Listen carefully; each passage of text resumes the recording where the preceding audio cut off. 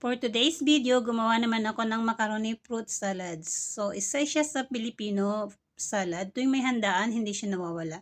So, una, mag-boil muna ako ng pasta and drain. So, ayan, macaroni pasta or kung anong pasta ang inyong gusto. Isunod natin ilagay ang fruit cocktail. So, i-drain lang din natin yung tubig at i-mix natin dun sa pasta. Pagkatapos natin, sunod din natin ilagay ang mayonnaise. So, siya yung nagpapakreamy sa ating fruit cocktail salad. So, kasunod natin ilalagay ang condensed milk. Yes, may condensed milk po siya para creamy na sweet pa siya. So, mimix lang natin siya, haluin. And then, kahit anong prutas na ilagay nyo, chop nyo lang sa into small bits. O, pwede rin lagyan ng cheese. So, sa akin kasi mas convenient ang fruit cocktail.